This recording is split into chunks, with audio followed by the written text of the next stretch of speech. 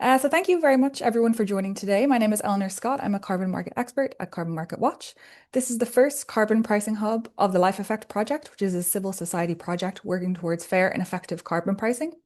This session will focus on the EU ETS and the 2040 climate target, which as we know is a very timely topic.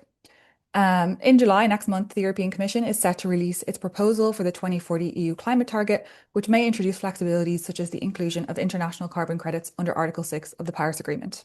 At the same time, we are facing into a new era of the EU ETS, with the public consultation for the review of the ETS in 2026 currently ongoing, and the new system for carbon pricing for emissions from buildings and road transport, ETS2, due to begin in 2027. That means from 2027, over 75% of the EU's emissions will be under carbon pricing, making the EU ETS the key instrument for reaching the EU's climate target. So for today's discussions, we're joined by some very qualified speakers who will explore big questions such as how we can ensure that the ETS retains its ability to deliver emissions reductions at the scale needed to reach the 2040 climate target. The structure of the session today will be a keynote speech from MEP Michal Bloss, a presentation of the findings of the report by Jakob Greiken of Oeko Institute on the 2040 target and the EU ETS, and then we'll have a panel discussion on the same topic with experts across policymaking, industry, and civil society. Thank you very much to our partner Zero for hosting this session.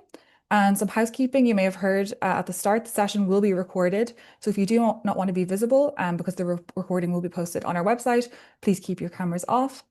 There will be opportunities for Q&As throughout the session. So we'll have a Q&A after Jakob's presentation and then also at the end of the panel. So you can put any questions that come to you in the chat and we'll be monitoring that throughout the event. So first, we can begin by warmly inviting the Greens EFA MEP, Michal Bloss, who is highly involved in the latest revision of the ETS as Shadow Rapporteur, to join us to provide an overview of the importance of the current moment in terms of the 2040 climate target and the future of the EU ETS. So thanks, Michal. Yeah, thank you very much. Thanks for the invitation. It's great to be here in this digital room together with you. Lots of great minds I see in the room. And it's very timely because in basically 2 weeks, the Commission has said they will present their new climate target for the year 2040. And I think it's one of the most important decisions, actually, probably for the whole legislation of this European Parliament, because all of the following legislation on climate will be built on it. So we can really achieve something. We can follow what the European Advisory Board on Climate told us in order to be still in the range of the Paris Agreement. But we can also create a big threat to the whole climate architecture. So, we better get that right. It is clear the 90% they are feasible. That's what the Commission says, what the Advisory Board says. It's even strengthens Europe's competitiveness. So it's a positive signal that Europe should follow. And there are some questions, and I think they are sometimes or quite often based on some big misunderstandings. So, for instance, in Germany, there's a huge misunderstanding between net and gross target. The 90% target is a domestic net target for the European Union. And Germany has already for the year 2040 an 88% domestic gross target. They are super compatible with each other. Actually, I don't think that Germany, has to do much more to reach the European 90% net target. But we really have to distinguish. It's like this is not a gross target for Europe. Germany doesn't have to worry that much. I think the second big misunderstanding is that the ETS1 pass would need to go down to 0 by 2040 or even by 2039 to reach the 2040 target of 90%. The Commission's own impact assessment shows that there are still 200 megatons in the ETS1 in the year 2040. So there's no need to panic that the ETS certificates will run out. And I think there are some solutions for the ETS, but you will discuss this later. Still, unfortunately, there is a big push also from Commissioner Hoekstra for Article 6 and international offsetting. And I think this is highly, highly problematic because history has shown that these credits cannot be trusted. I mean, there's a huge list of scandals. And we saw that this clean development mechanism of the Kyoto Protocol, they destroyed the ETS system for years, and it took us a long time, a lot of political effort to clean it up. So we shouldn't do the same mistake twice. And it also creates investments uncertainty because what I currently experience here on the European level is that there's a lot of industries that think about how they can now use international offsetting instead of inventing new battery technology, instead of investing into really the clean industrial deal and all of its technologies. So let's focus on the pathway and not focus on how to do offsetting.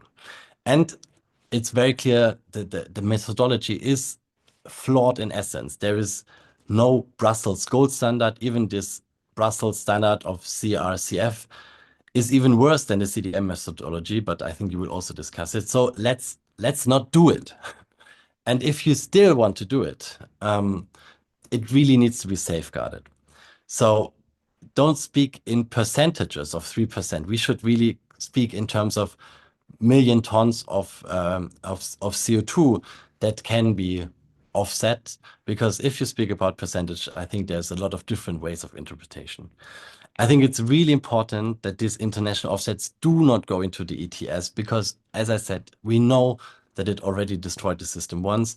We have to create an own column for international offsets that is not going into the climate architecture of the European Union.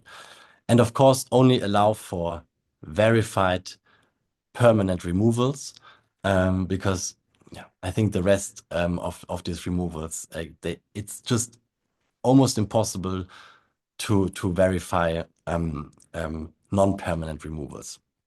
So and it has taken us very long to build this current and very much working legislative environment for decarbonization in the European Union. I think it's globally leading. It's where everyone looks to. And let's not destroy it. We have a strategy which is decarbonizing the European Union and being competitive. It is the strategy of the Green Deal, of the Clean Industrial Deal. And I really hope that the Commission does not present a proposal that will create just uncertainty and chaos. Thank you very much. Thank you very much, Michal, for your insights. And I'm sure that we'll pick up on many of the points you raised later in the discussion, as you mentioned. Next, we'll be joined by Jakob Greiken, Senior Researcher in Energy and Climate at Oeko Institute. Jakob is the lead author of the report released today on the EU ETS and the 2040 climate target, and will provide us now with an overview of the main findings. Thanks, Jakob. Thank you, Eleanor, and thank you, Michael, for the opening. Yes, as Eleanor said, we published a report for Carbon Market Watch. It was going live today. And the objective of that report was to screen. Here we go.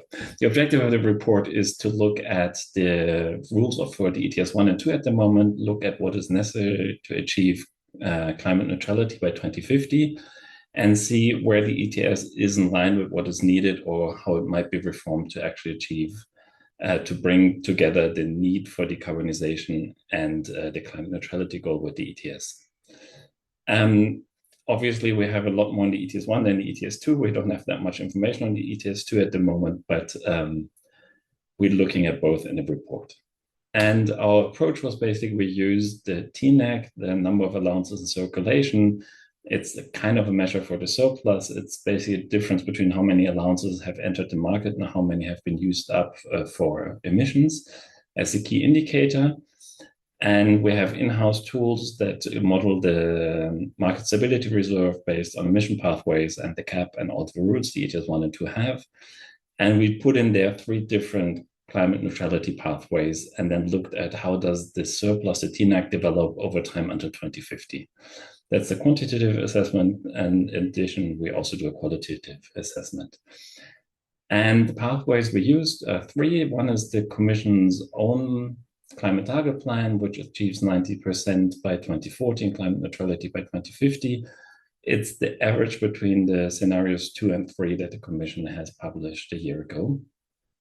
Importantly, none of these 3 scenarios explicitly have ETS emissions. So we ourselves divided the scenarios and estimated how much of it belongs to ETS 1 or ETS 2 or outside of the ETS.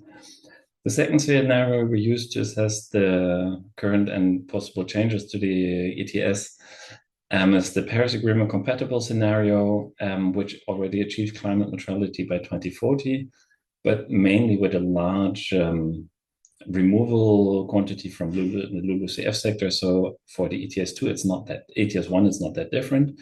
The third scenario is by Agora, their gas exit pathway, which achieves 89% reduction by 2040 and also climate neutrality by 2050. And this is basically the current configuration of the ETS1. The orange dotted line is the development of the cap between 2025 and 2050. You can see it goes to almost 0 in 29, and then we have a small remaining quantity from aviation afterwards still. And then you have these 3 climate neutrality scenarios for the ETS1 sectors.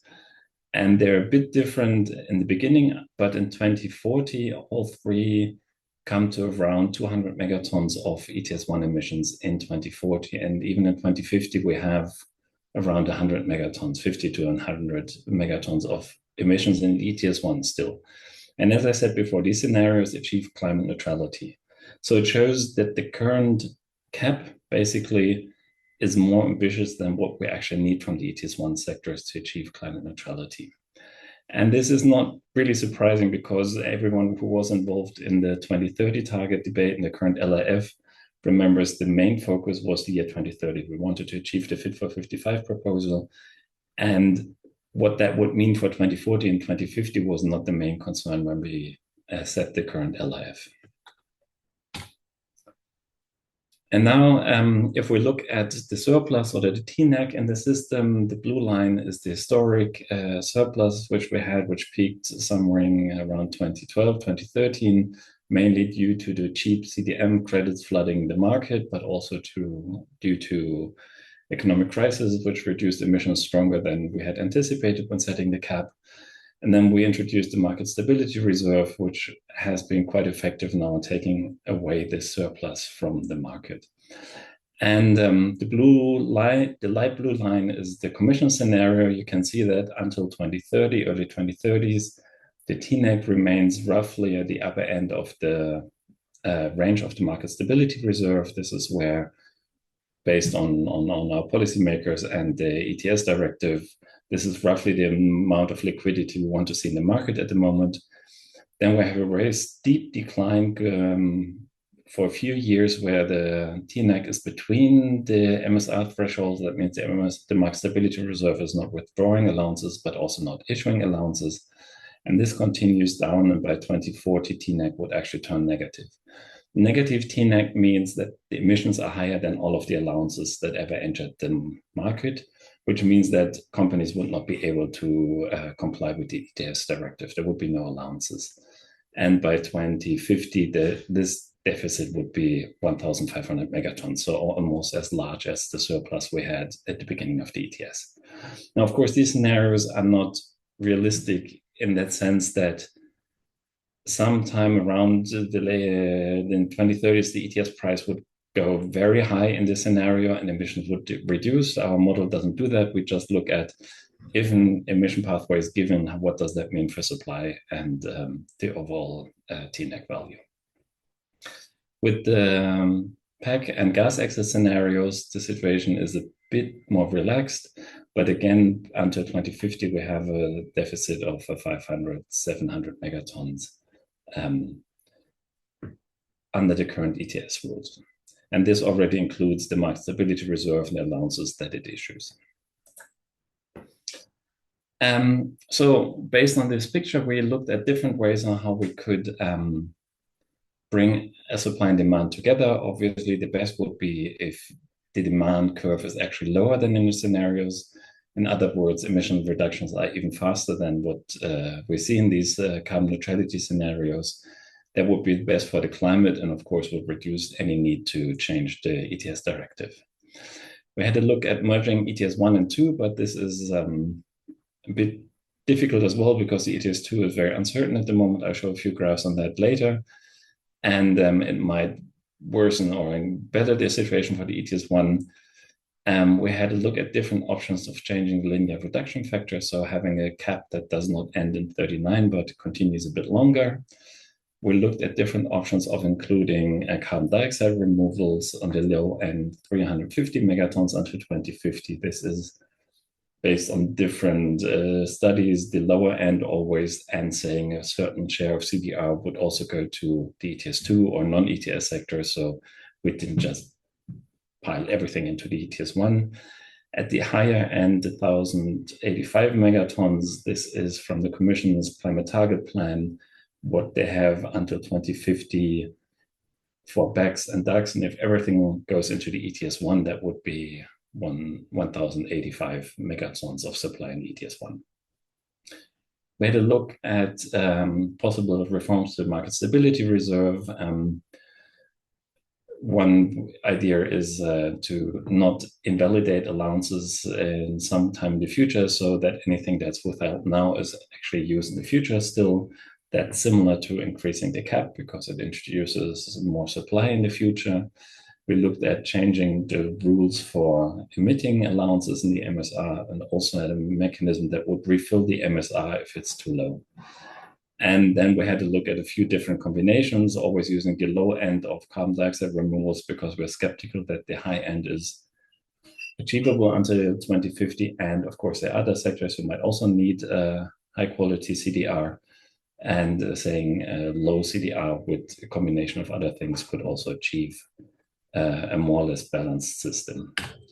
And out of all of these options, the blue circled ones, the 5 ones that you can see here, are those which more or less align supply and demand in the climate neutrality scenarios until 2050.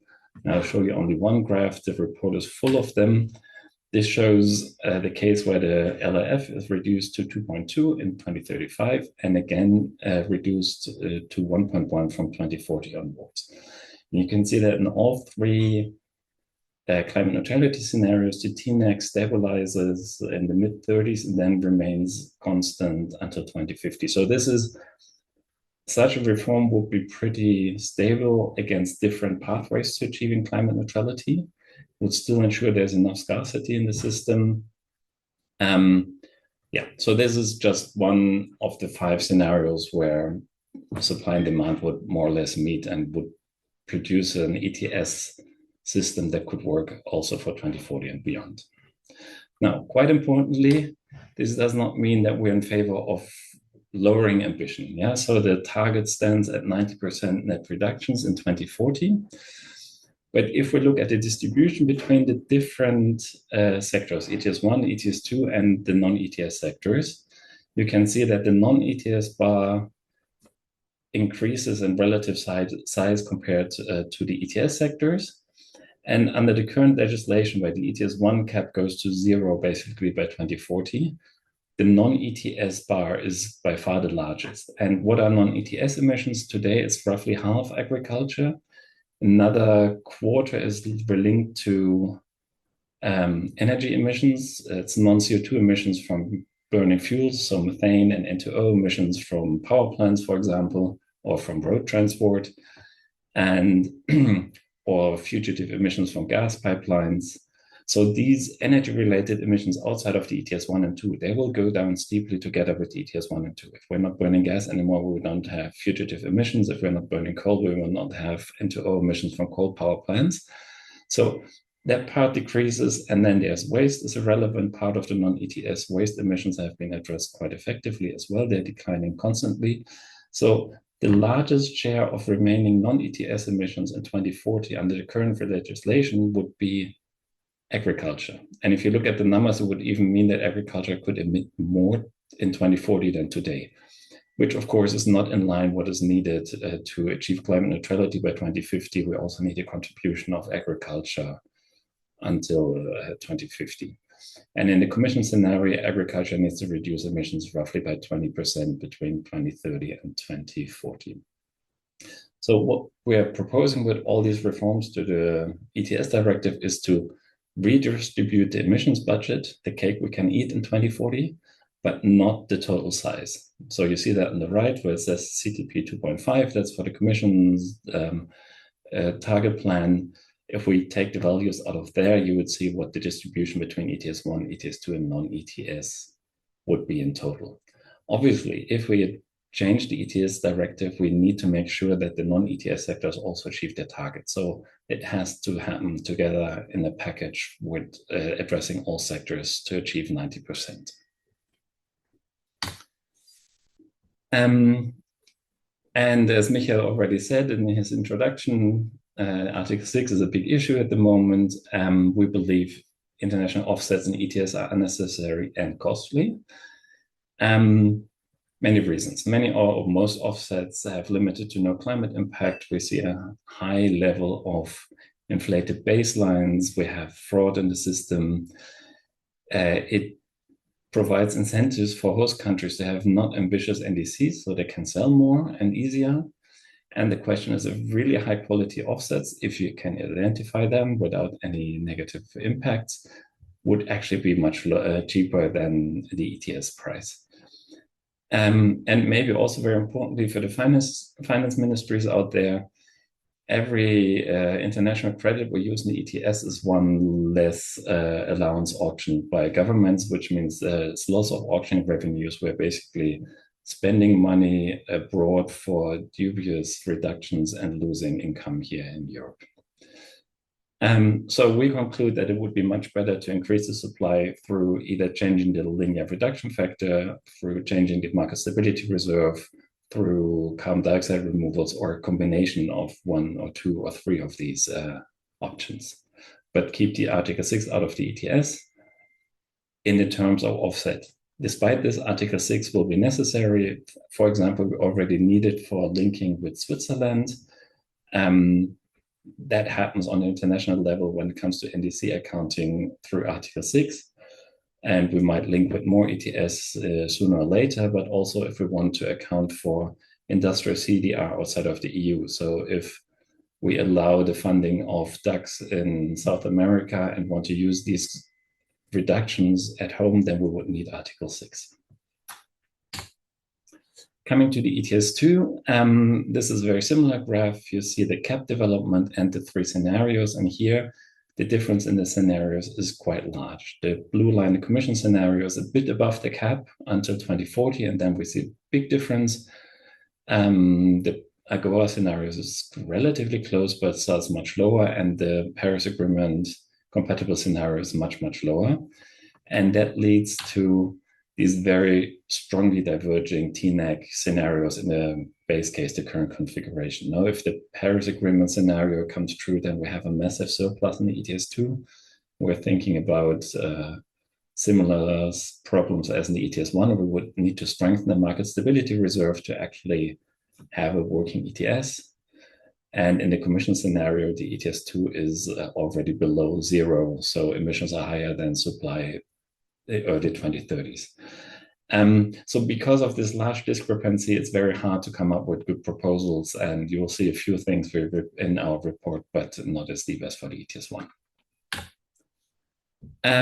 With this, our main conclusions, I think a key issue is that both ETS need some part of the 2040 emissions, gross emissions, roughly 850 megatons, and that we do not need a cap of 0 for climate neutrality by 2050. But obviously, changing ETS directive can only work together in a package with targets and measures for the non-ETS sectors to ensure that we still achieve 90%. Mitigation should always come first, and especially in the ETS2, we believe there's still a lot of room for more ambitious policies, especially by member states. And we conclude that any options that increase the supply through the market stability reserve are probably a bit more resilient against unexpected developments, because if emissions once again will be lower than expected, as we've seen since the beginning of the ETS, then the market stability reserve would not issue more allowances. But the LIF in combination with the MSR would be very similar in working together. On carbon dioxide removals, we believe that industrial, so bio, CCS, and DAX can play a role. We don't think nature-based CDR and biochar should come anywhere near the ETS. And relying only on CDR to ensure supply for the ETS might be risky. So it's probably better to have a combination of options to increase the supply. And very importantly, in our graphs up to 2035, especially TS1 is still in a range where we want to see the TNAC, the surplus. So we don't need to act very quickly now. Of course, it needs to be prepared, but any changes to ETS directive only need to come into force in the middle of the next decade and not right now. And for the ETS2, the uncertainties remain quite high. And I think the first step will be to wait for actual emissions data and the first trading data to be able to look at possible reforms for the ETS2. With this, I conclude. You can download the reports from Carbon Market Watch. I'm sure the link will be shared as well, but also from our website.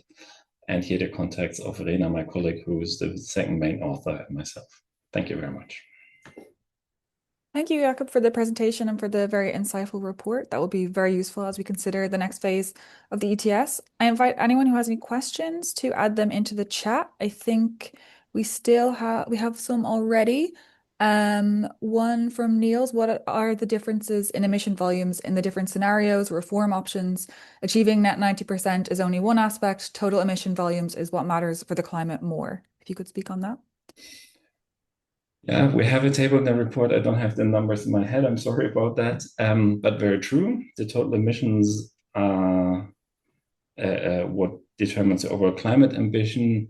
But again, the emissions were given in our study in these climate neutrality scenarios.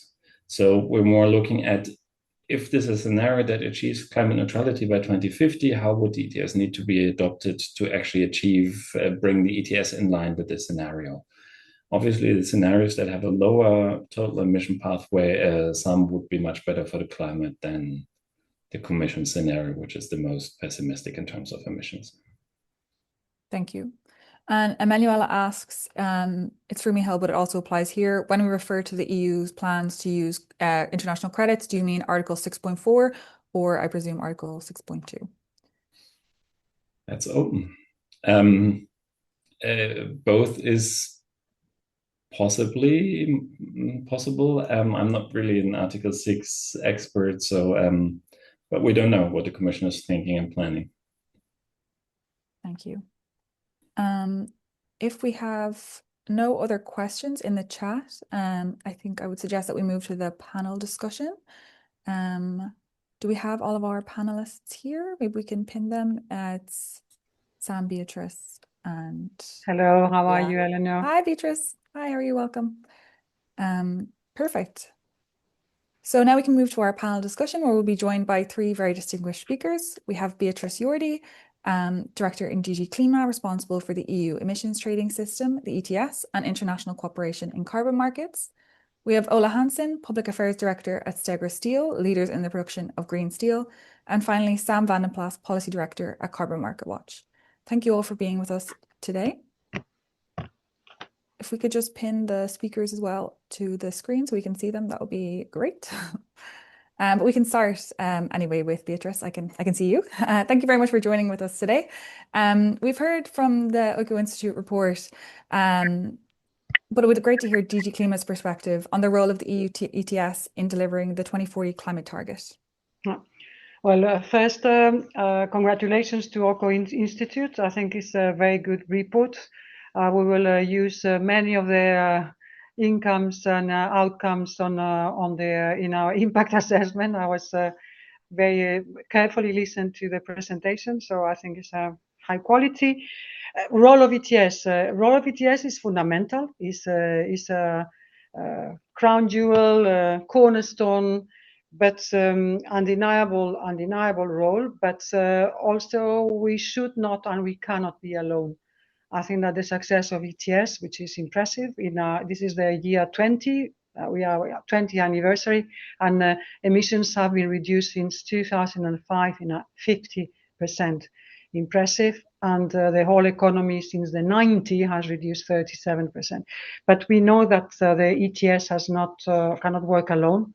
That we have been working together with a clear decarbonization of the power sector, with a clear entrance of renewables, and also reduction, a radical reduction of coal.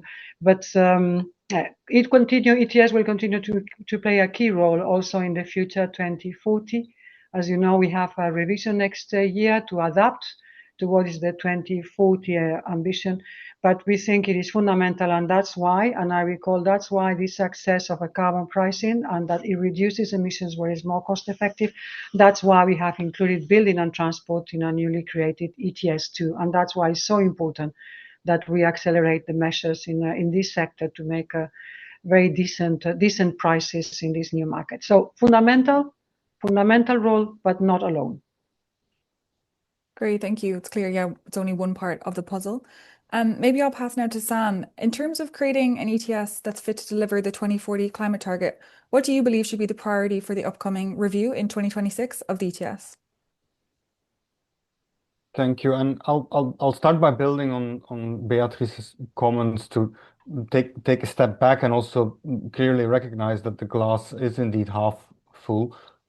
ETS has come a very long way and has delivered a significant amount of emission reductions. Almost half of the emissions since the base year took place already.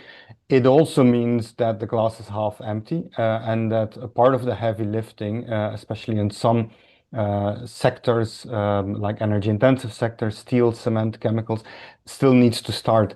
And what is critical for this upcoming review is that market rules which are in place, that they ensure that there is a clear and strong investment signal towards industry, also towards citizens, to clarify that fossil fuels are on the path to extinction in Europe. And that we transition to cleaner alternatives across all these sectors. And then I think an important thing to take away from this report, because we have been clearly listening to a lot of the discussions on, what the ETS would look like towards this end game when the cap approaches zero and how you deal with market liquidity. Any of these considerations, they need to go hand in hand with the ability of the ETS to deliver the necessary emission reductions first and foremost, and to remain the system on track with climate neutrality by 2050. That's currently mandated in the European climate law. But we are, of course, very mindful that this climate law is under revision, and we are very concerned that there are a lot of flexibility options on the table, apparently. That's what we read in the media. We haven't seen any proposal yet, but this is clearly discussed between the European institutions for the moment. And when it comes to international credits, I can only say that we have been here before when it comes to the functioning of the European emissions trading system.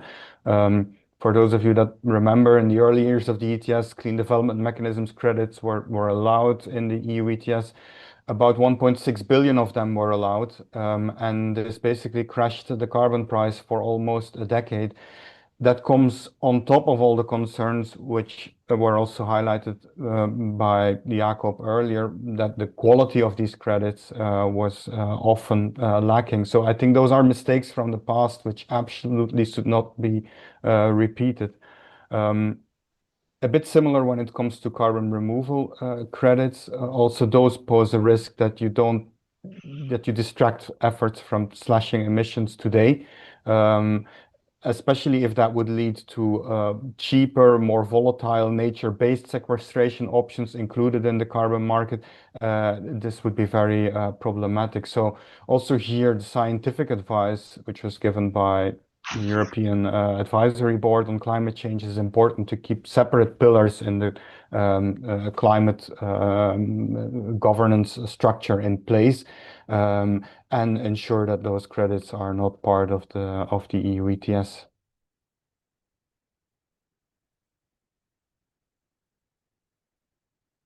Sorry, you're muted, Eleanor. Thank you. There's also several risks to environmental integrity that we're also faced with.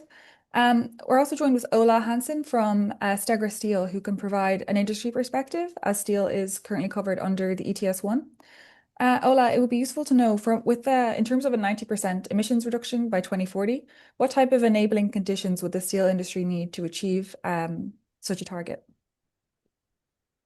For those who don't know us, I mean, we are a new company, an industrial scale-up. We're building a plant, and what the picture behind me is what it will look like, hopefully next year when we start operation. But the construction is full swing, so a lot of structures there, and we will then produce steel that has up to 95% less emissions than the blast furnace steel we are replacing at our customers. And this investment is just aligned, and we're really, the Fit for 55 and the Green Deal made this investment possible. So we're really investing in line with that. So what do we need, and also the incumbents that in many places are doing the same type or are maybe not as far in decarbonization, but at least making investments that will make deep cuts on their emissions. What do we need? And I think I'm right now at the conference with First Movers Coalition, also an international initiative where companies commit to buy decarbonized near zero service or materials or products. And it's both then, buyers of our materials, but also the suppliers. And we had yesterday an event, we did a Mentimeter on what are the key barriers for these investments taking place. And uncertainty was listed on really the top rank. So I think I would like to come in on this question first. Now we have the Fit for 55, we have a decision on the CBAM phase-in, we have a decision on the pre-allocation phase-out, we have the sort of a target that is very much sort of pointing out the direction towards net zero. And it's very important that we don't backtrack, that we don't increase the already perceived uncertainty on this. So I think there for us, it's crucial that we really have ETS. It's a market price. You can't predict the price, but at least if you know where the direction is heading and it's a limited amount of flexibilities, you can at least be certain that there will be a relevant and credible carbon price going forward that would then make the investments in decarbonization feasible. So I would say I would start with that. More certainty also on the policy framework. And then there's a multitude of things, of course, that the industry as a whole needs. And I think a lot of them are addressed in the Clean Industrial Deal now, presented by the Commission. I think we, as sort of a first mover, a front runner, and really going for deep decarbonization, we have everything we need. In the Green Deal also, we have also placed our plant according to the new industrial logic. But for the incumbents, there is probably for the sector as a whole, the concept of lead markets will be important. More renewable electricity deployment to lower energy prices. The fundamentals also, not only like taxes, but also the fundamentals in this area to make renewable, like the electricity less costly. I think that's an important parameter as well. And then I think like subsidies have a role, but ideally we can create a sort of a market within Europe that is then with a fair price on the carbon emissions, that it's viable for a lot of the carbonized products and production. Thank you, Ola. Yeah, no, it's clear that the carbon price and the target have very strong implications for setting strong investment signals. I think another question that comes up, or another point that comes up as important, is the need to not allow for mitigation deterrent, which brings me to a question for Beatrice also. Within the framework of the upcoming ETS review in 2026, the European Commission will assess the potential for integration of carbon removals in the ETS. So it'd be useful to know if the Commission is willing to propose such an integration, if they're looking at alternatives, and how we could make sure that mitigation deterrence would not occur here. Mm-hmm. Thanks for the question, Eleanor. And I would love to see the Ola plant very soon. and great that you ask for the stability and lead markets. That I think I share the views that is a very powerful one. So as you know, we are currently assessing different options for how we do the deployment of removals. I think that not putting at risk environmental integrity is a must, and not watering down any emission reduction efforts for us is a fundamental point. So integration to put the carbon removals in the ETS is one of the options. When it will happen is that we are doing the impact assessment. We are starting to do this impact assessment, and we will put on the table in the next year, summertime, Q3, as we know how we report, how the CO2 removed are permanently stored could be accounted and cover an ETS or not, or if we need another type of external system for ETS. So as mentioned, environmental integrity safeguarded, fundamental, and that's why we need high quality removals to give really certainty that a ton is a ton, and a ton out of the atmosphere is 1 ton, and that this they are safely stored. So to ensure this equivalence of 1 ton is 1 ton, we need a robust monitoring, reporting, and certainty on the store amount. So yes, one of the starting points that you all know for permanent removals is the CRCF, so the carbon removals and carbon farming certification, which sets out criteria of how to do this MRV, this monitoring or this verification, and we are considering in particular CCS-based removals. So the CRCF provides centuries long storage, and we love to have this long term on the monitoring and the liability of this release tons. One important what you mentioned, Eleanor, is the deterrence. There is that industries postpone their investment in emission reduction because they expect or they hope that we'll have cheap removals. They are not. It is not the case of cheap removals, and emission reduction, as I said, it will be key in whatever design that we present. It's not because we are fully convinced, but it's not because only we are fully convinced. It's because the review clause explicitly requires these safeguards that integration doesn't mean deferral or delay in mitigation. It could be limiting the total volume of carbon removals, that it could be, or other ideas.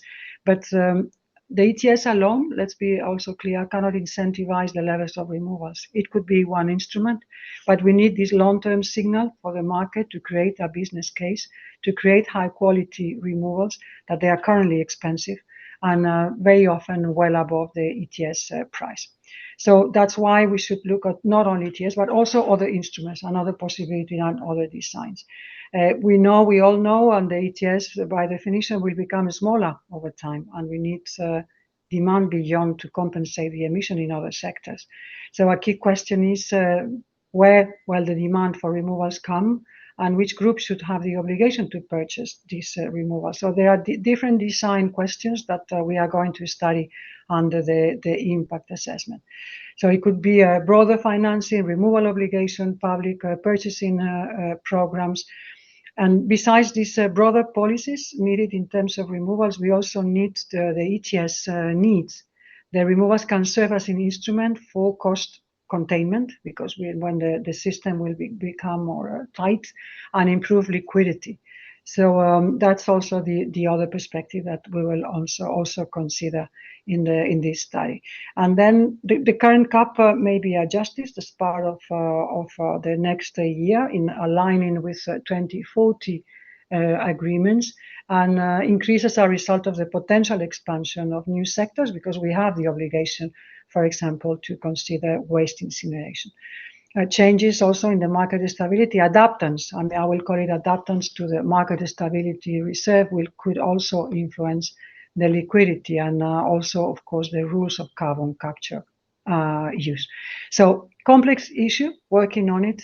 Oeko Institute work, highly welcome, and we will consider all this, but be reassured that integrity and avoiding deterrence of mitigation are the 2 key points. Thank you, Beatrice. I'd also like to ask a follow-up question related to mitigation deterrence, but this time in relation to the climate target. Well, we know that or it's been reported that Commission is looking at potentially integrating Article 6 credits under the climate target. By this logic, could it be on the table that Article 6 credits could be also considered for inclusion in the ETS, or not currently? That's making a lot of, if I could say, a lot of noise, these international credits. I mean, masters in the Commission have announced that we will have certain flexibilities, and that's what we have put it in the.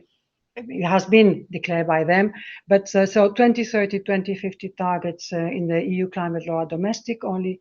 But in the discussion, in preparing the implementation, we are consider possible role of a limited or high quality international credits to the extent, of course, that they contribute to the permanent net global emissions under Article 6. We learned the lessons as Sam was presented of the bad experience from the past. So any use of international credits will need a proper work and a proper integrity check. And this is so that's why we are also cautious. But this has been announced as part of the flexibilities, and it will be then discussed in Council and Parliament. But prudency here, high quality, and cautious. That is not a kind of open door for any watering down, because this is clearly not the intention of the Commission. Great, thank you. And I would also encourage any of our panelists to put up their hand if they would like to add anything or would like to ask another panelist a question. Oh, Ola, I see your hand. Yeah, maybe I wasn't that clear on I was sort of maybe vague on flexibilities. I think ideally, especially in the ETS, but also in the overall target, I mean, we are very skeptical to include, especially international credits, but also in the ETS, we would not like to see a direct link with removals. We at this point in time, I think we really see the need for removals in EU, and we need to get these removals off the ground as well. But ideally, you have a separate vehicle for that, and then if you need more volume in ETS, I mean, as we heard earlier also from Oeko Institute, with this, the removals don't only need to offset the emissions in ETS 1, it's also for the rest of the sectors as well, and also to provide negative emissions in the future. So there will be some clearinghouse then so you can really make sure it's not an oversupply flooding the ETS 1, even though the removals are clearly needed, as I see. International credits, as I say, I mean, I didn't say it maybe as outspoken. I think as we see it, they add, if you include them in ETS, you add uncertainty on what will be the future price, what will be the future supply in the market. And in that sense also, you could incentivize investments within Europe, and not only, I mean, the investment in Europe, not only there with the new clean industrial deal, the purpose with them is not only to create decarbonization, it's also to create security, resilience, and other targets that we now have on the agenda that are also as important as decarbonization. So, but we understand there's a big pressure from member states to include this. So I think if they are included in the overall 2040 target and then later in ETS, there must be, I echo Mikael Bloss here, that needs to be a firm limit on this volume, so you can assess what kind of impact it will have on the ETS price, and otherwise we will have this uncertainty just lingering, and we will delay investments even further. Thank you, Ola. Sam, do you have anything to add? Just briefly on the role of carbon removals, adding my voice to the fact that removals will be needed, not I mean the permanent ones, but also land-based removals will be needed to achieve those longer-term climate targets, not just climate neutrality, but also net negative emissions thereafter, as the IPCC outlines in the longer-term scenarios. It's encouraging to hear from Beatrice that clearly the alternatives to direct integration in the EU ETS are considered, to make sure these removals can be supported somehow, that they have a place in the policy framework, but that they indeed do not dilute from the mitigation efforts needed in the sectors already covered by the EU ETS. I wanted to add a point on the economics of using Article 6 credits as well, because I think what is currently misunderstood in the debate is that this is a long-lasting cost you impose on European society, maybe even compliance entities under the ETS, if this would be directly integrated. And these are funds which can and will not be used inside the European economy to invest in clean technologies and clean alternatives. If you invest in Europe, then once the cleaner alternatives are built, like for example the investments in the steel sector by Stegra, these plans will reduce emissions and continue to reduce emissions on an annual basis. If the alternative is to buy Article 6 credits somewhere, then it means every year it's an additional cost and you have to renew those credits because it represents 1 ton, in the best case, 1 ton emissions reduced for 1 year only. So that really distracts from the investments we dearly need inside the European economy, and doesn't really help to deliver the long-lasting decarbonization we urgently need. So just adding some words of caution there. Thanks, Sam. I think we can return also to Ola in terms of some of the new climate instruments that Bea has previously mentioned. So we know the carbon border adjustment mechanism was introduced as a result of the latest ETS revision. It'd be great to hear your opinion on if the CBAM will trigger change in decarbonisation and if we can expect, much action from other actors outside of Stegra after free emission allowances begin to be stopped starting from next year. Yeah, I think like the industry, as you know, all you know, has been part of the ETS since start of 2005, but so far, due to the risk of carbon leakage, the decision had been to sort of allocate almost all emissions free based. I mean, the best performers in each sector have basically not have a real cost, but maybe on average you're only paying for a small part on the margin. And also with the initial stages of this ETS scheme, there was also a drive, since the allocation was based on grandfathering, to create an over allocation. So there was also, you could say, the companies that had saved the over allocation had also allowances in the supply in a way, so that it was only since very recently there was a real cost in industry. So I think maybe also it was a combination. Still, in some sectors, there's not real technical options just tested. But of course, if you get allocation for free, you don't really have the incentives. And also with the earlier design of the free allocation itself, not sort of, I mean, disincentivizing testing of new technologies, I think that really delayed. But now we have the phase out decided, so you will really now start to trigger real cost in industry. And also that the fact that you also revised the free allocation rules so that clean technologies are not disadvantaged. That if you produce a certain material and you invest in a clean technology, you don't lose your free allocation, which was the case earlier on, which means that there's really, I mean, you have now several incentives to really do the investments.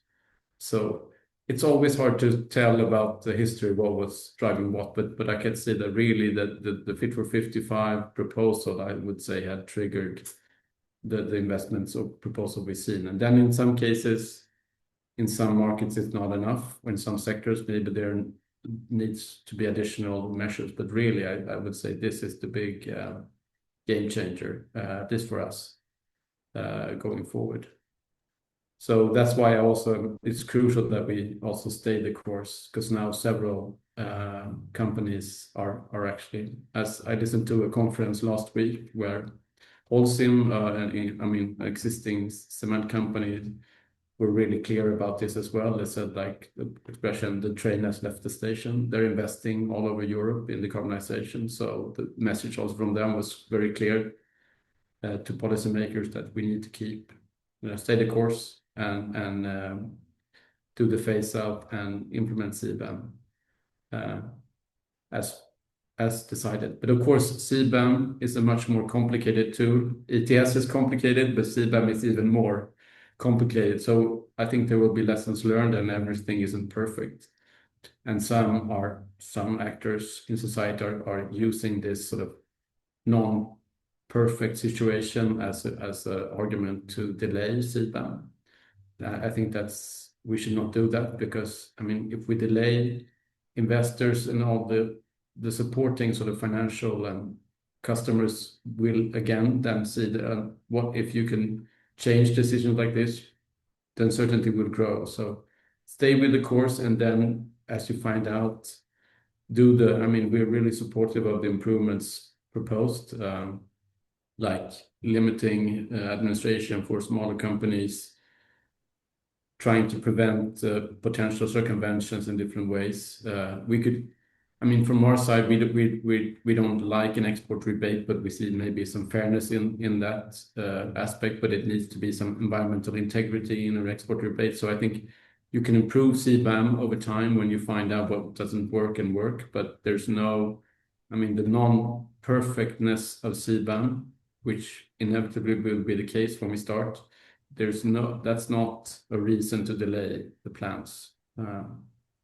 Thanks, Ola. It's clear that we have to implement already agreed upon legislation, hard won through the Fit for 55 battle. In terms of new climate instruments also, Sam, perhaps I would ask, we're seeing a lot of debate and discussion around the ETS2, whether or not, a backlash could grow that could delay it being implemented or maybe scrapped altogether. What do you perceive as the risk to the ETS2 and also the importance of the instrument? Thanks for that. It's an important extension to the European emissions trading system. Just a reminder, that's a separate market, but governed by the same legal instrument. And it will extend the EU ETS to cover more than 3/4 of all greenhouse gas pollution in Europe. That's important in the middle of a climate crisis. It's also crucial to recognize that this means for European citizens at the end of the month, they will see a CO2 price tag attached to their heating bills. When they fill up their car, they will also at the petrol station see a CO2 price attached to the ticket. This is what concerning a number of policymakers, despite the fact this has been recently agreed legislation, despite the fact it will only start in 2027. There are a lot of measures in place to mitigate some of the price impacts, and it's a cautious approach. What is important is to base those discussions on facts and not so much emotions as some of these policymakers seem to do. Since a good month and a half, we now have a carbon price signal. The trading of future contracts has started. The ETS2 price is around 80 euros per ton currently. And it is important to make sure that if there are concerns around the price going through the roof in the coming years and putting undue impacts on European citizens, that this can be prevented and this can be mitigated.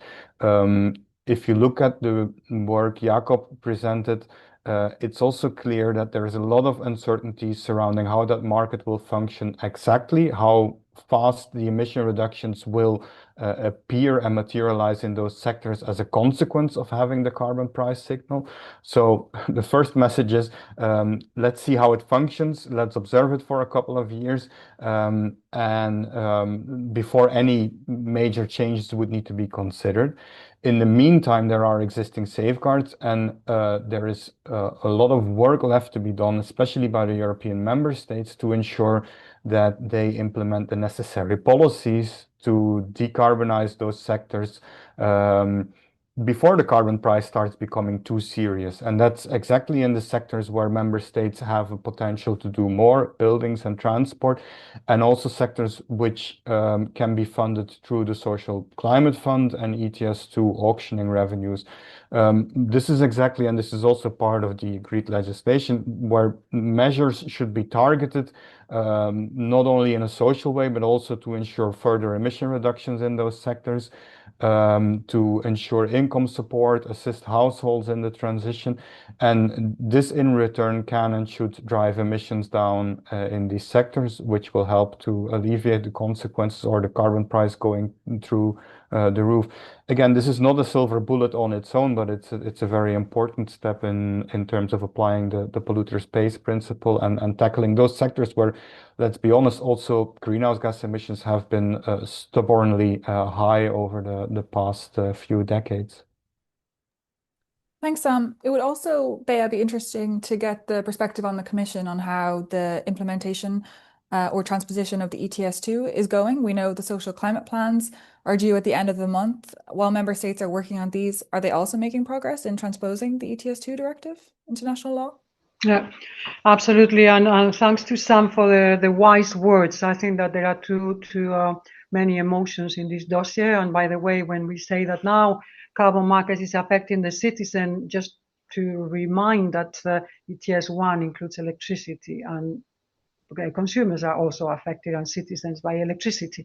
And when a consumer or a citizen is buying a gas boiler or buying a heat pump, now the heat pump is under the ETS and the gas boiler not. The same with an electric car or a combustion car. One is in the ETS. Electric car as trains are in the ETS1, while you have a combustion car that is outside a carbon market. So to put also the fairness between different technology options on the table, and clearly a plea to implement member states measures. Also, we know that there are fiscalities in member states that sometimes it doesn't make the business case, because electricity is overtaxed and gas is undertaxed, and that's a very important point to make a possible business case. But just two things, and I promise, Eleanor, to answer your question. When we are putting in all these emotions, just to give a good news, and this is in 2023, we take the inventory numbers. The ETS2 sector, so building and transport, has reduced 40 million tons. And the carbon reduction of ETS2 is 62 million tons. So it's a very good news. Very good news in the buildings, not very good news in transport. So it has been an effort mainly in the building sector, and I think it's a good sign that this cap reduction is achievable. So where we are in both ETS2 and social climate funds, in ETS2 we have I think a little bit more than 10 member states or 11 member states fully implementing ETS2. We have also some with partial implementation. I mean, we have, I think, seven with partial implementation, and the rest, they are different process for very different reasons, still in the process to put it in national law.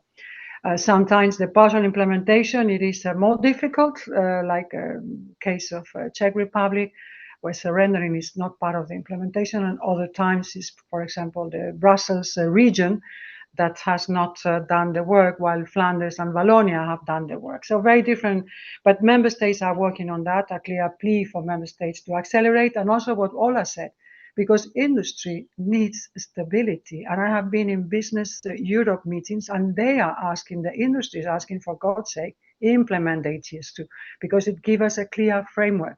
And otherwise, being a framework for the fuel distributors, being a framework from heat pumps sellers, they need to know what is the umbrella and what is the framework. So a clear plea and encouragement to member states to implement. Social climate plans, we are advancing with member states. We are having, I think we are number 70 meeting with member states, very intense, together with our colleagues of DG Employment. I think that member states are taking it seriously, even if we have different degrees of speed. Also, we encourage, and it's our obligation in the regulation to contact the local authorities, regions. So there is a process also for them. But majority of them are choosing, I think, that good measures, be it transport on demand, electrical vehicles, leasing, biking infrastructure, or energy efficiency in buildings, rooftop and heat pumps leasing or heat pumps approaches. So they are choosing. With some other member states, we have more discussions because we think that this is this is not a climate measure. A few of them has chosen the direct income investment support, so that the check for those who are really vulnerable. I mean, it's lower than I think around 8-10 member states have asked for that, and only partially. So there's a large majority of member states, clearly large majority, asking for measures that change an investment, that change the decarbonization path. So all in all, working very intense, also with member states, and I will not say that all the member states will be on time on the 30th of June, but we have a good set already. I think 7 drafts already sent to the Commission, and the rest we have seen nearly all 27 member states already, different measures and different thinking. So progressing well, and encouragement there, not full 27 on the table on the 30th of June, but good advance. Thank you. It's great to hear that progress is being made. I'll also remind the audience if they would like to add any questions in the chat. We have some coming in. We have some time for audience questions. There is one, sorry, Bea, you're getting no rest, but for the questions relating to how the EU, what the EU mean when they refer to international carbon credits. Do they mean Article 6.4 or something else? Well, that's a very easy one because we are in the thinking. We are talking. I mean, we are discussing. We will make a proposal at the beginning of July. So I cannot advance what exactly we mean. I can advance that integrity and limited flexibility will be motto, and ways and generalities. But just also to make a clarification, we are talking about the climate law. The climate law will be the big instrument. The detail. How the house and when it will come later. We don't want to prejudge how the work will be done. So it will be a general signal with this integrity and this limitation on the table. Okay, thank you. That's clear. Ola? Maybe a comment on sort of what is brought forward as a positive aspect of including Article 6 in European targets is, of course, the positive impacts it could have on international cooperation in climate.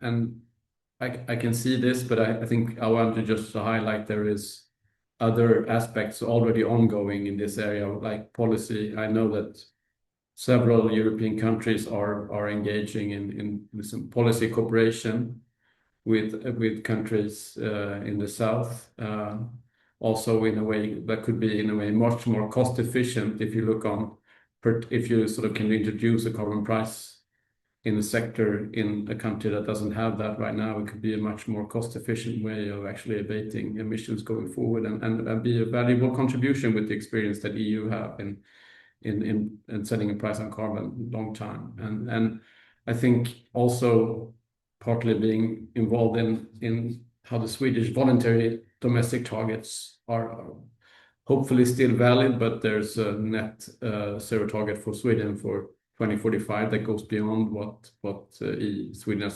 will be committed to EU, where there's an opportunity to use also international credits. And I think there the thinking has been that you really go in and scrutinize the country's NDC and look what is sort of not looking for the low-hanging fruit, more looking into what does the country not do itself, what is the tricky parts that they will not include in the NDC until at a later stage, and maybe there go in and do an intervention on Article 6 to leapfrog some investments in these countries that will not happen again, instead of sort of tapping into what was already planned already.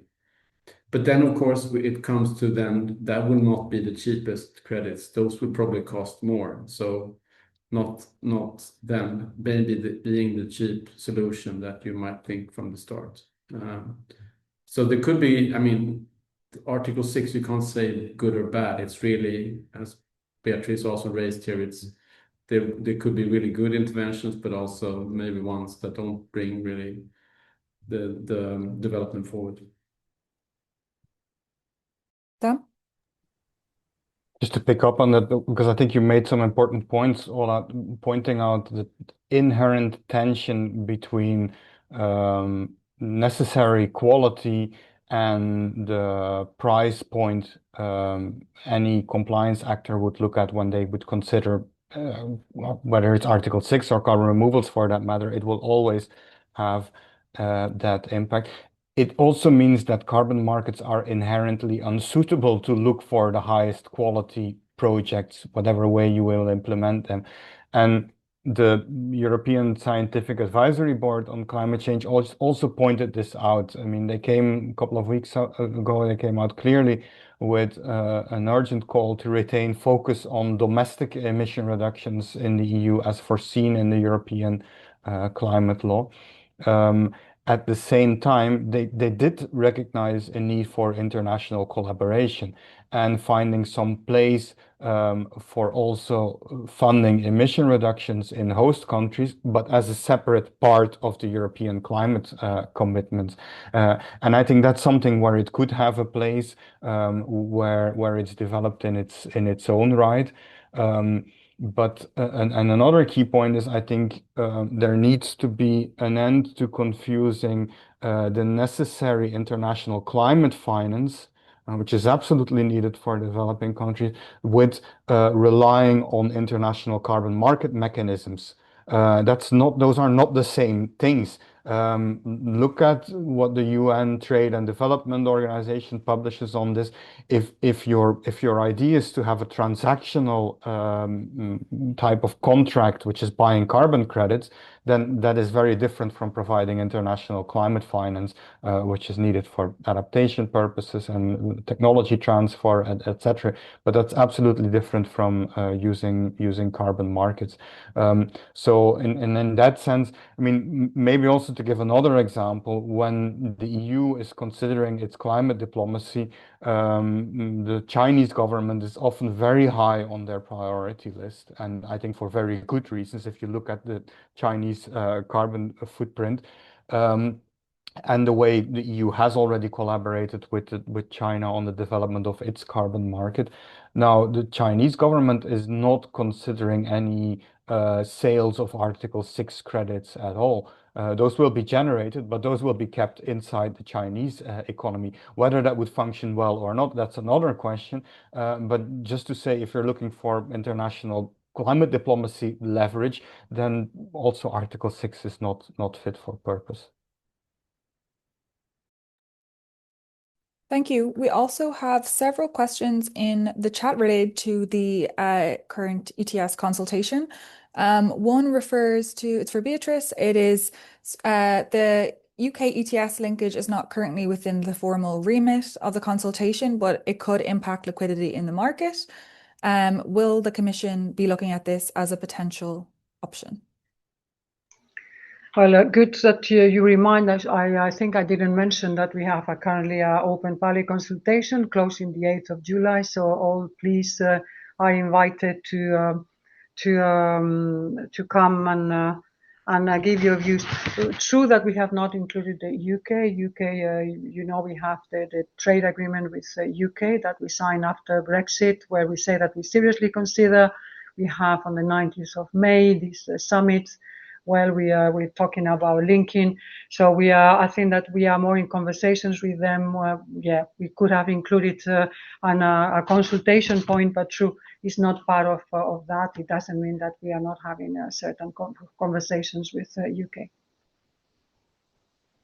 Thank you. Another question also related to this one is for all the panelists. So Frederick says, the ESABCC has supported the idea of creating an intermediary institution to regulate the supply of allowances in the ETS as we get closer to net zero and as a way of preventing excessive volatility. Some have suggested creating a European Central Climate Bank or Central Carbon Bank. Is the European Commission considering this in its impact assessment? And yes. So first of all, if the European Commission is considering this in the impact assessment, and if maybe Sam or Ola, you think this could be a valuable tool.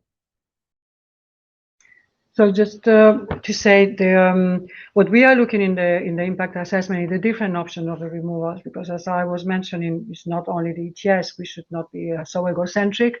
We can have other type of support, and we know that the price difference. So why not a public purchasing or another simply a funding mechanism, or I don't know. We are going to be creative in these ideas of not only ETS. To create an institution, honestly, I don't see the point. Personally, I think that if probably a selfish plea will be to create an ETS agency. This, I think, is something that we probably will need, because we are in the 80 billion per year and 3 or 4 times the trade volumes. But I don't think that we should overburden the institutional part for the treatment of removals. No. And just to add, I do have some sympathy for that argument, I must say, especially because there are I don't see any functions which could not be delivered by the existing arrangements. So do you really need new oversight, which is governed by who, which sits in which member state? I mean, all these kind of things would make it mind-bogglingly and perhaps unnecessarily complex.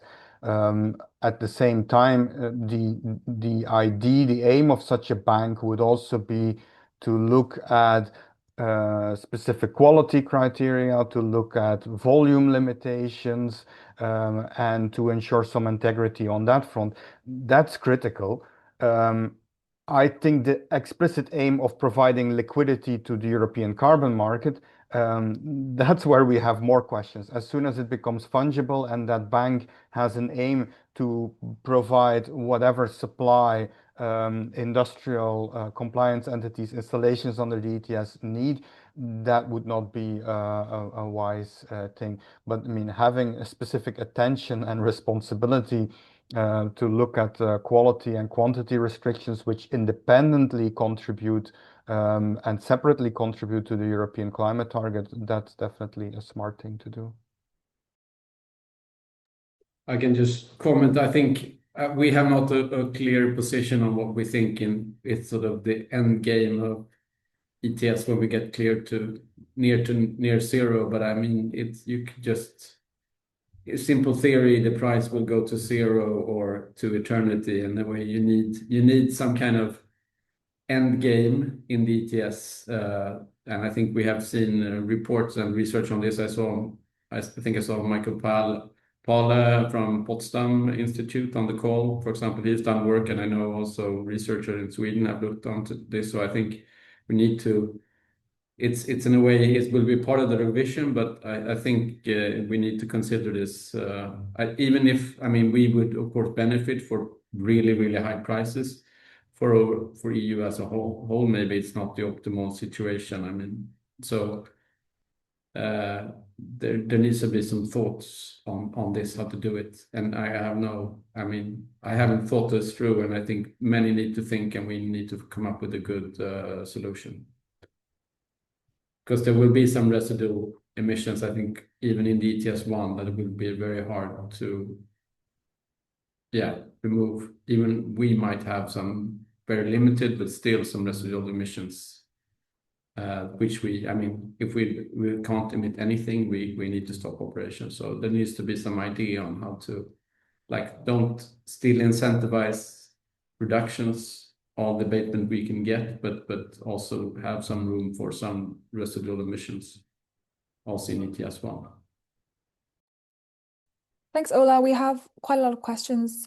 We have one that I think touches on a lot of what we have previously discussed, but I think it could be useful for the panelists to kind of summarize their thoughts on the idea that the ESABCC recommendation that Europe must achieve its 90% emissions reduction target domestically might harm emerging carbon markets in the global south, for example.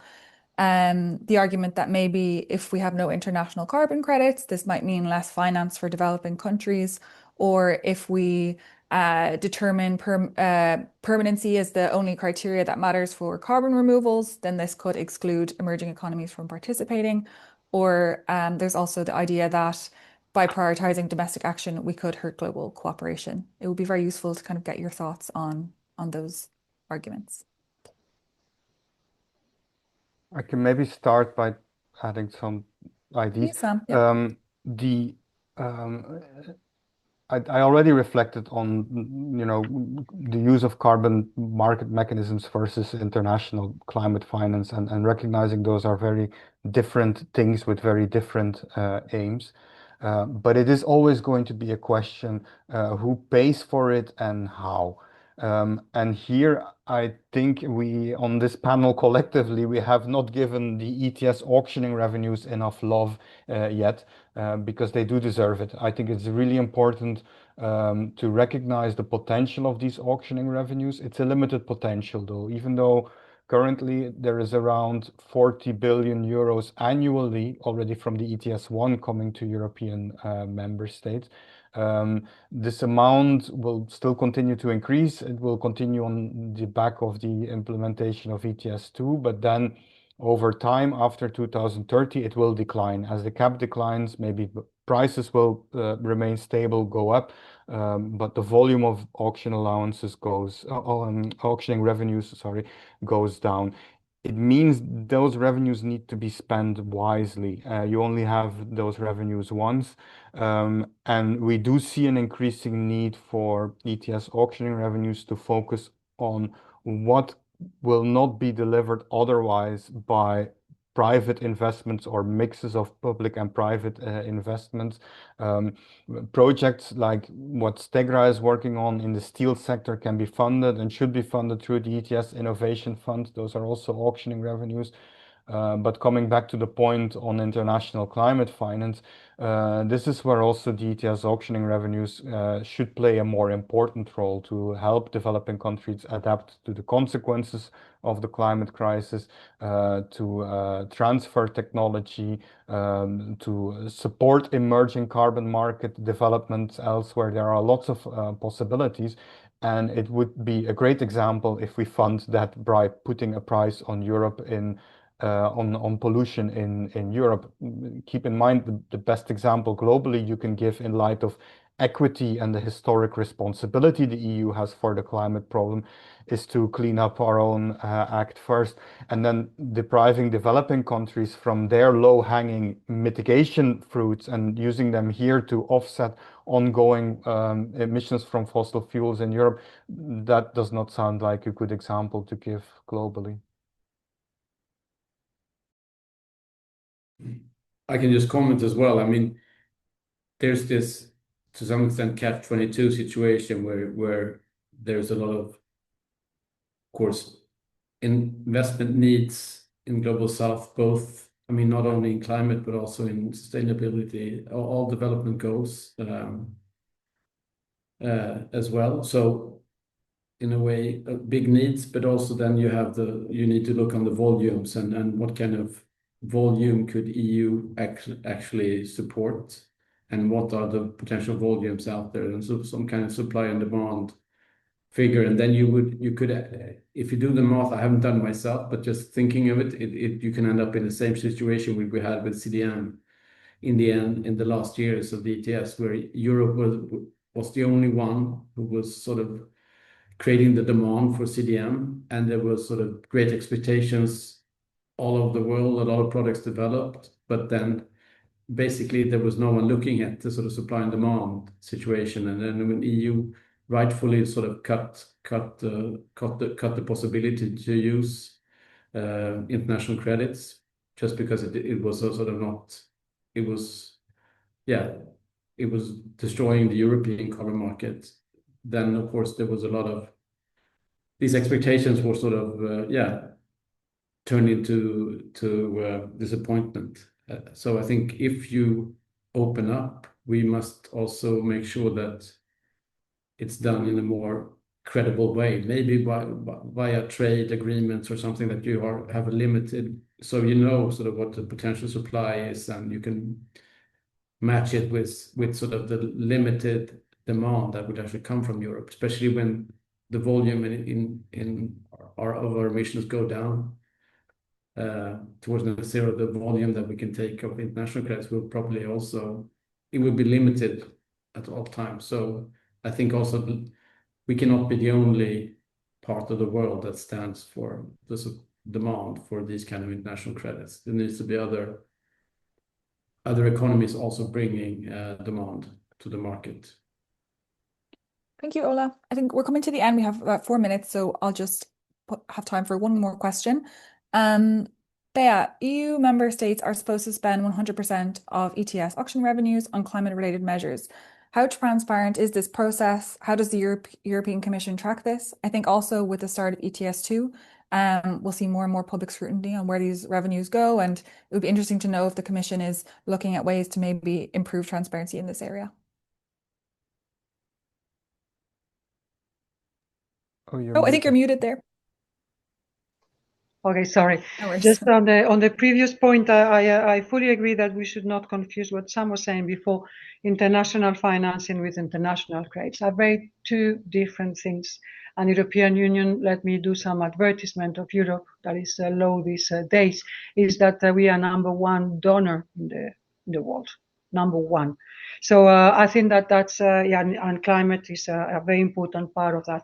But on the revenues, yes, we have 40 billion, 38, depending how we account with the modernization fund.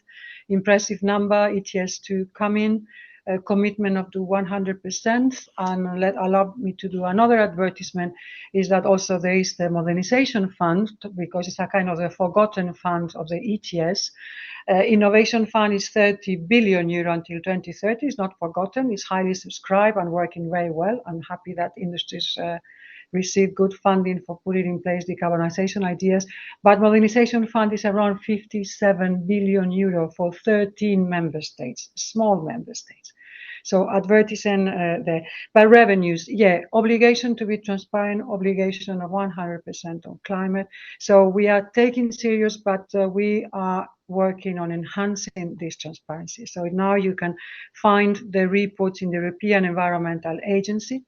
But we are improving templates, improving reporting, because for the time being it's a rather bulk and rough, which honestly I don't think that is giving the transparency that Parliament was rightly asking the member states to do so. So you can find them in this website on the Environmental Agency, European Environmental Agency, but clearly we need to improve that in the reporting, especially to citizens, and also an encouragement for member states that when they are paying or renewable energies or part of a tram or part of whatever public transport or clean technologies, that they advertise them to citizens, because this is also not only climate policy and polluter pays, but it's also European construction. Great, thank you. No, definitely. I think it's a big area of excitement in terms of what the ETS can do as well, in terms of actually making clean options more affordable. I think that might be all that we have time for today. I'd like to thank all the panelists for the great points that they brought to the discussion, and also the audience members for the great questions. We covered a lot of ground, I think, today on this very urgent topic of the ETS and the 2040 climate target. It's clear that we're very much at a crucial moment in the design of the European climate architecture, and what we decide today will really shape the future. I'll now pass over to Islen from Zero, who will conclude the event. Hello, everyone. Thank you again for all the panelists and for Eleonor for moderating the session. Also for the presentation from Jakob, thank you very much, and for everyone that was with us until the end of the event. Just to give you some information, we are sharing here a survey for the session that you can also help us to build the next carbon pricing hub.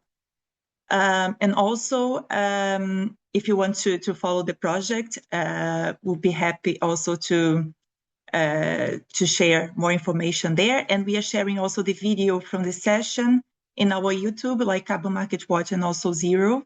And again, thank you very much for everyone for your insights, and see you in the next Carbon Pricing Hub.